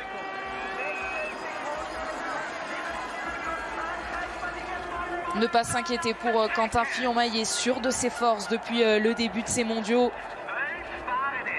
Après sa médaille d'argent sur le sprint derrière Alexander Loginov. Après forcément, hein, ça doit cogiter dans la tête aussi de Quentin, après ce qui s'est passé pour Loginov. Lui qui fait 2e derrière lui sur le sprint, il a peut-être dû se dire, oula, qu'est-ce qui se passe avec le Russe? Pourquoi il y a une perquisition comme ça? Est-ce que ça pourrait, pourquoi pas, nous ramener une médaille imprévue? Donc Quentin doit jouer avec peut-être des émotions qu'on n'avait pas forcément abordées et auxquelles on n'avait pas forcément pensé avant cette course. Mais en tout cas, il est en train de gérer son effort. Normalement, il est en forme, il n'y a aucune raison qu'il ne le soit pas. Il était extrêmement rapide depuis le début de ces mondiaux. Il va arriver avec ses 15 secondes de retard sur l'Allemand. Il est déjà à la moitié du pas de tir. Quentin Fillon-Maillet, vous le voyez, avant le tir de Bénédicte Doll.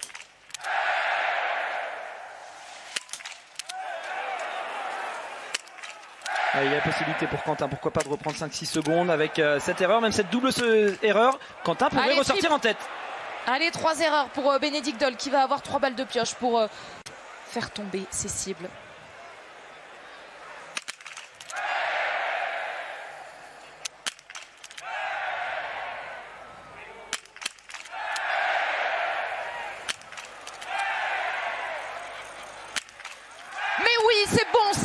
Fillon-Maillet qui va pouvoir ressortir avec Bénédicte Doll. Qu'est-ce qu'il fait Bénédicte Doll sur le tapis.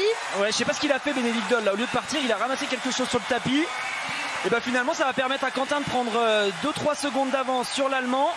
Alors on reverra peut-être l'image, mais c'est surprenant là d'avoir vu l'Allemand hésiter comme ça avant de se relever. Je sais pas s'il a cru qu'il avait raté sa balle. Il est peut-être allé chercher une pioche.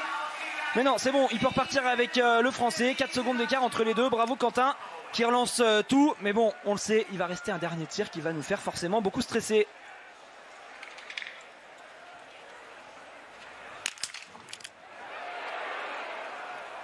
Elle est perdue loin en bas, cette première balle de Johannes. Et là on sent que ça va beaucoup mieux, mais c'est pas sur ce tir qui va reprendre du temps. Finalement il va même partir encore une fois à la faute. Et ben ouais, normalement pour la victoire ça va bien se jouer entre la France et l'Allemagne. Alors on le sentait, mais là ça se confirme de plus en plus. Parce qu'il avait skié vite, hein. Vous le voyez, Johannes, il avait repris quand même beaucoup de temps sur la piste. Ah, mais elles sont étonnantes ces 2 fautes de Johannes Bö. Est-ce que c'est déjà quelques indices pour la Mastart de demain? On sera bien évidemment ensemble pour vous faire vivre ces 2 Mastart. Rendez-vous demain à partir de 11h avec des Français très en forme. Preuve s'il en fallait une, et bien ce relais où la France donc est en tête. Et j'ai envie de revenir, Alexis, sur ce beau tir de Quentin Fillon-Maillet qui s'est pas affolé alors qu'il y avait de l'affolement à côté de lui. Bénédicte Doll qui était en train d'essayer de mettre ses balles de pioche. Très concentré, Quentin Fillon-Maillet qui a bien géré sur la piste aussi avant. Oui. Et qui donc s'offre ce 5 sur 5. Un tir lent de la part de Quentin, mais assuré. L'important c'est ça, c'est d'aller chercher un 5 sur 5, ne pas passer par des balles de pioche pour pouvoir ressortir avec l'Allemand. Donc bon bah voilà, on ne sait pas ce qui s'est passé pour Bénédicte Doll, il a pinaillé quand il s'est relevé, ça a permis à Quentin de reprendre quelques secondes d'avance. On va voir hein, quand on les verra sur la piste s'ils sont ensemble ou pas, les deux athlètes, ou si Quentin a gardé cette marge, mais pour l'instant on le sent, une course de très haut niveau entre la France et l'Allemagne, et pour l'instant la différence se fait vraiment sur des tout petits détails. Un état physique un tout petit peu moins bon pour Simon face à Pfeiffer, et puis là une erreur de manipulation de la part de Bénédicte Doll qui permet à Quentin finalement de reprendre la tête. Allez, c'est la France qui était devant à la sortie de ce tir. On a hâte de voir les images de ce qui se passe à l'avant-course, alors qu'on revoit le zoom sur les balles de Quentin. Celle-ci était cordon à gauche, les deux premières étaient belles, celle-là est plein 10 et celle-ci aussi est excellente. Et il a gardé son avantage finalement, Quentin Fillon-Maillet. Ouais, comme il est en forme en ce moment à ski, il ne faut pas lui laisser ce genre de petites secondes, car derrière c'est très difficile de les combler. Alors est-ce qu'en plus Alexis, Bénédicte Doll en aurait trop laissé dès le premier tour? Il y avait une réelle différence, 16 secondes. Ce qui est sûr, c'est que l'homme en forme à ski de ces mondiaux, c'est Quentin. Et on a vu que Bénédicte Doll lui reprenait du temps, il lui a mis 3 secondes dans le premier tour, ça nous a étonné. Peut-être que oui, peut-être que Bénédicte Doll est parti un peu vite et que Quentin a mieux géré. Donc il a été prudent, il s'est dit je vais revenir tout doucement sur Bénédicte Doll, je vais laisser croire qu'il va plus vite que moi. Et puis par contre, si je prends l'avantage à un moment donné, je lui laisserai plus jamais la possibilité de revenir. Là on voit, ça skie très très bien pour Quentin, c'est vraiment un exemple au niveau technique, il est extrêmement bien placé, ses empilements sont toujours bien respectés, on voit qu'il n'y a aucun geste parasite. Alors que pour Bénédicte Doll, ça a l'air tout de suite d'être légèrement moins bien au niveau du style. Les encouragements du staff tricolore qui attend ce titre mondial depuis 19 ans. 19 ans que la France n'a pas gagné un relais masculin au championnat du monde. C'était en 2001 et Quentin Fillon-Maillet va pouvoir le faire peut-être. Mais pour ça, il faut passer ce dernier tir. C'est un tir debout et pour l'instant, donc, c'est 4 secondes d'avance sur l'Allemagne de Bénédicte Doll. Il y aura peut-être même 5 secondes là, je trouve qu'il skie fort, Quentin qui skie bien. On voit que Bénédicte Doll accuse clairement le coup. C'est sur ce genre de partie qu'il est fort, Quentin. Il est capable de garder son effort. On le voit, il a quasiment pas eu le temps de récupérer. Si vous avez regardé l'avant-course, c'est cet endroit qu'on a expliqué avec Vincent Defrane. C'est un endroit où on n'a que 2 secondes de récupération. Puis derrière, il faut tout de suite reprendre sur le plat montant. Par contre, il y en a un qui skie quand même très très vite là sur ce début de course, c'est Johannes Bö, le Norvégien. Mais regardez l'écart, on le voit. Il y a quand même une belle différence. Il est sur la gauche de l'écran au moment où Quentin et l'Allemand étaient déjà en train de redescendre. Ouais, il est sorti de l'anneau de pénalité avec 1 minute de retard, Alexis. Et quand je regarde cet écart, j'en profite pour remarquer qu'il y a eu 11 pioches et 1 anneau de pénalité pour l'équipe de Norvège, quand il y a seulement eu 2 pioches pour cette équipe de France. Ouais, pour l'instant, c'est là que ça tient. C'est vraiment au niveau du tir. On voit que ça fait à peu près jeu égal avec l'Allemagne sur les skis. Mais il va falloir tenir jusqu'au dernier tir et on s'en approche justement de ce dernier tir. Allez, Quentin qui est en train d'arriver sur cette fameuse relance avant d'aborder la dernière descente bien raide qui vous envoie sur le stade. Pensez à récupérer, pensez à souffler, pensez à faire le vide de toutes ces émotions qui doivent envahir son esprit. Et allez se faire plaisir en cherchant un beau dernier tir.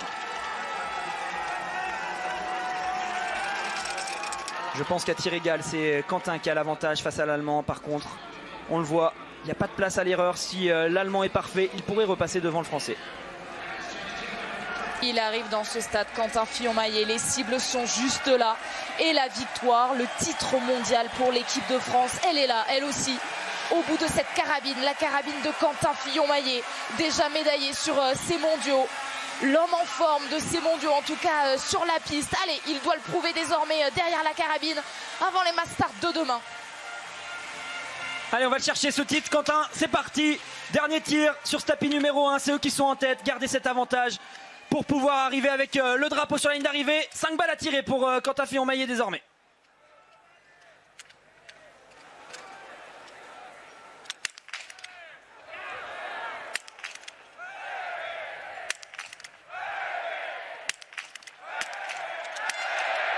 Allez, une seule erreur pour Quentin. Bénédicte Doll a à peine commencé à tirer. Lui aussi, en plus, ça fait une erreur. Allez la mettre tout de suite, Quentin. Oh. Allez, oui, Quentin est en train de trembler, mais on voit c'est la même chose pour l'Allemand. Il y a du temps. Le Norvégien n'est pas là pour l'instant. Se remobiliser. Il aura fallu cette balle et ils vont être champions du monde. La France va être championne du monde du relais. Emilia Jacquelin, Martin Fourcade et Simon Descleux vont pouvoir exulter. Quentin Fillon-Maillet a réussi à blanchir cette dernière cible et c'est la panique pour Bénédicte Doll. Bravo les gars, c'était fabuleux. Bien sûr, on a stressé, mais c'est ça le biathlon, ça fait partie de l'enjeu. Allez, les Allemands, il faut l'assurer. Il y aura un tour de pénalité. Attention, les Norvégiens peuvent terminer deuxième finalement. Si Johannes est parfait sur ce tir, il pourrait ressortir devant Benedikt Doll. Il est extrêmement rapide depuis le début de cette course. Mais ça y est, les Français seront champions du monde. 19 ans après, on va vivre cette victoire des Bleus. Alors le tir très rapide de Johannes peut miguer une erreur et Benedikt Doll, lui, en est aux 2 tiers de cette anneau de pénalité. L'Allemand va ressortir devant le Norvégien. Mais attention, ils vont ressortir ensemble. Ouais. Alexis, alors pour qui l'avantage, Johannes Bö ou Benedikt Doll? Ouais, clairement Johannes Bö, il est plus rapide depuis le début de la course. Benedikt Doll a subi le rythme de Quentin dans le tir précédent. Ouais, il perd du temps quand même là, Johannes, pour remettre ses bâtons. Mais derrière, il va faire parler la poudre. 35 secondes d'avance pour Quentin Fillon-Maillet. On voit pas vraiment ce qui pourrait lui arriver. Bien sûr, on a envie de le retrouver. C'était stressant ce dernier tir, mais on sentait qu'il y avait quand même de la marche face à la Norvège. Allez Quentin, on se fait plaisir pour aller chercher ce titre de champion du monde qui a échappé à l'équipe de France depuis si longtemps. On savait qu'ils avaient le quatuor parfait. Les Norvégiens ont hésité. Les Allemands ont été redoutables. Mais finalement, c'est l'équipe de France qui va aller la chercher cette victoire aujourd'hui. Et on revoit la joie d'Emilien Jacquelin, de Martin Fourcade, de Simon Détieux et de tout le staff français. Oh quel pied, qu'est-ce qu'elles font du bien ces images. Que c'est bon de vivre cette course, de la commenter avec vous qui êtes sans doute en train de vibrer sur votre canapé. Oui, la France va être championne du monde. Alors qui pour l'accompagner? Ça aussi, hein, ça va nous tenir en haleine. Ouais. À la fin de cette course, Johannes Bö ou Benedikt Doll, pour l'instant, Alexis, le Norvégien, il reste bien caché. Ah bah ils seront tous les deux hein, avec l'équipe de France sur le podium, ça c'est sûr. Ils feront 2 et 3, dans quel ordre? On va voir ça. Hein. Je pense que Johannes a appris de son erreur face à Emilien sur la poursuite, ne pas attendre le sprint pour vraiment jouer quelque chose. Donc il va peut-être essayer de partir avant face à Benedikt Doll. En tout cas, il a réussi à le rattraper. Pour l'instant, le Norvégien est dans les skis de l'Allemand. Quentin déroule toujours devant, tout seul, pour aller chercher encore un titre pour cette équipe de France, pour aller chercher encore une Marseillaise. C'est fabuleux ce qu'on est en train de vivre avec eux et c'est mérité hein, ce titre. Ils ont réussi à le faire et quand on regarde les statistiques sur le pas de tir, ils ont seulement 4 pioches aujourd'hui les Français face à une équipe d'Allemagne qui a un tour de pénalité et 8 pioches, une équipe de Norvège qui a un tour de pénalité et 12 pioches. Voilà, ça s'est joué surtout sur le pas de tir pour l'équipe de France. Et justement cette Marseillaise, Alexis, on va vous la faire vivre à 20h en direct sur la chaîne L'équipe. Soyez bien au rendez-vous, on va vivre le podium et cette nouvelle Marseillaise donc pour l'équipe de France après le titre d'Emilien Jacquelin, celui de Martin Fourcade, et bien celui désormais pour toute l'équipe de France et ce relais masculin derrière, qui deuxième, qui troisième.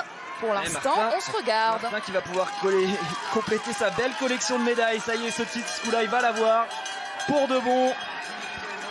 Il les aura toutes, ces courses, avec un titre de champion du monde. Christian Favre, le frère de Patrick. Christian qui est depuis des années technicien, mais aussi italien, puisque c'est le frère de Patrick. A le sourire, et c'est bien normal. Il déroule les Français dans ce dernier tour. Regardez, Quentin est déjà là-haut, tout en haut de cette montée. Il est sur le replat, on le voit tout en haut, alors que les deux, le Norvégien et l'Allemand, vont en découdre. Et je pense que c'est là que Johannes va essayer de faire la différence face à l'Allemand qui pour l'instant tient. Non, Johannes n'accélère pas pour l'instant.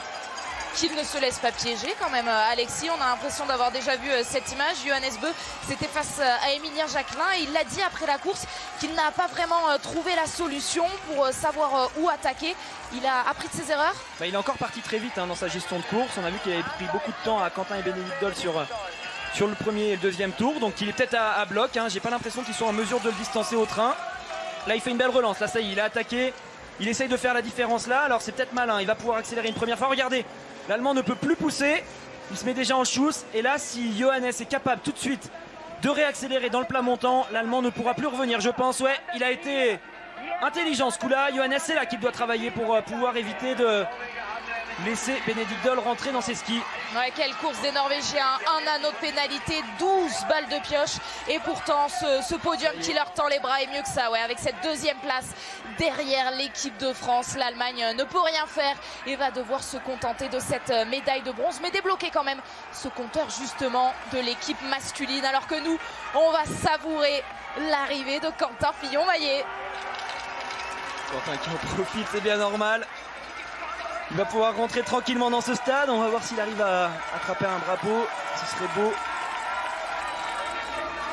Johannes, c'est bon, il a réglé le compte de Bénédicte Doll qui va terminer 3e. Il y a quand même une belle médaille pour cette équipe d'Allemagne. Et puis finalement, on le voit, les 3 équipes qu'on avait annoncées comme les 3 capables de jouer la victoire ont vraiment fait la différence par rapport à toutes les autres équipes qui faisaient ces relais.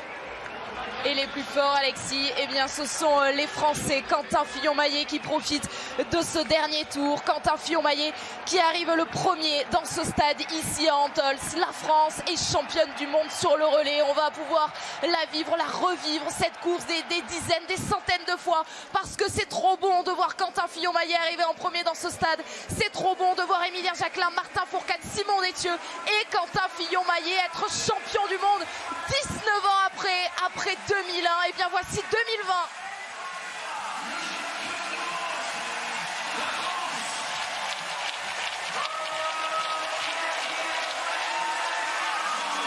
Ah, c'est génial, quel bonheur pour Martin Fourcade, oui Alexis, vous le disiez, qui attendait cette ligne à son palmarès.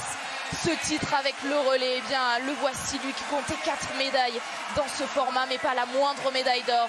Et bien désormais elle va être autour de son cou ce soir à 20h. On va le vivre évidemment en direct. 2e position, la Norvège et le fair play de Johannes Bö qui vient féliciter les Français. 3e, les Allemands. Oui, Johannes qui a toujours été très fair play depuis le début de ces mondiaux, à chaque fois qu'il s'était fait battre, mais aujourd'hui ça doit quand même les faire un peu grincer des dents de se faire battre par l'équipe de France comme ça. Les Norvégiens qui ont été quand même bons sur la fin de course. Malheureusement ça avait pas très bien commencé alors que l'équipe de France a été parfaite. C'est sûr, on a eu peur avec l'attaque d'Arne Pfeiffer dans le relais face à Simon Détieux, mais finalement derrière on a eu vraiment un grand Quentin Fillon-Maillet capable d'aller reprendre cette première place et d'aller apporter le titre à l'équipe de France. Et la photo du podium qui est en train de se mettre en place avec les sourires des Français, de Martin, de Simon, de Quentin et d'Emilien. Mais derrière, c'est en train de se battre pour la 4e place, pour la Slovène ou pour la Russie d'Alexander Loginov. Ah, la Slovénie qui fait encore un très très beau relais. Alors là, ça va pas suffire, je pense, pour le sprint final. On voit que le Slovène est quand même moins rapide que Loginov. Mais ils vont consolider leur dossard numéro 5 en relais. C'est une belle performance de la part de cette équipe de Slovénie.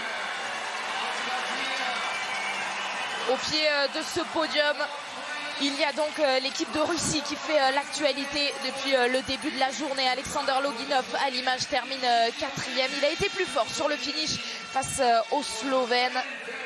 Rok Tran qui vient donc chercher cette 5e place à 1 minute 45 des Français. Oui, les Français sont champions du monde.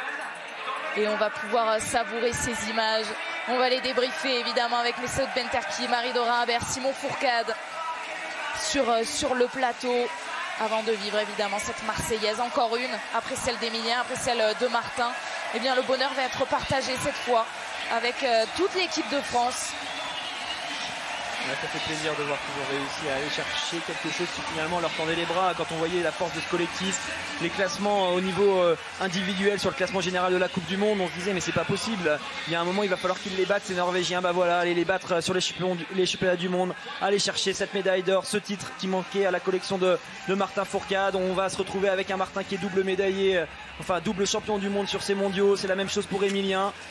On verra ce qui se passe pour Quentin, si on a des nouvelles informations par rapport à ce qui s'est passé ce matin à l'hôtel des Russes, mais en tout cas c'est des mondiaux qui sont plus que réussis pour l'équipe de France masculine. On peut vraiment les féliciter, ils ont répondu présent, ils n'ont pas hésité malgré le fait que ce pas de tir soit compliqué aujourd'hui. Ils ont été absolument hallucinant sur le pas de tir. Et c'est donc une 2e victoire consécutive. En plus, on a contré la superstition. Je sais qu'on aime bien ça tous les deux, Messaoud, mais on le disait, quand on gagne le dernier relais avant les grandes compétitions, eh bien, on le gagne pas sur les grandes compétitions. Eh bien, cette grande équipe de France vient de nous prouver le contraire. Ah, c'est un moment tellement fort, Anne-Sophie et Alexis, qu'on va rester ensemble en direct jusqu'au podium. Pas d'interruption pour accompagner la joie de l'équipe de France avec la caméra de Tanguy Carroise, Pierre Esquer qui sera au plus près de l'équipe de France. Toutes les réactions également. Un moment historique, l'équipe de France qui accroche donc cette victoire pour la première fois depuis 19 ans et qui offre à Martin Fourcade ce premier titre en relais. Allez, un court jingle, moins de 10 secondes et on est en direct auprès de l'équipe de France. Restez bien avec nous.